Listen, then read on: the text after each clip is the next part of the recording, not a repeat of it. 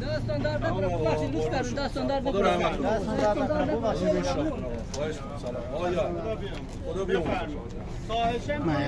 اینجا دیگه منطقه امنیتی خواهشم چند وایسی مشکلی پیش است. آقا دوربین دیگه ببند.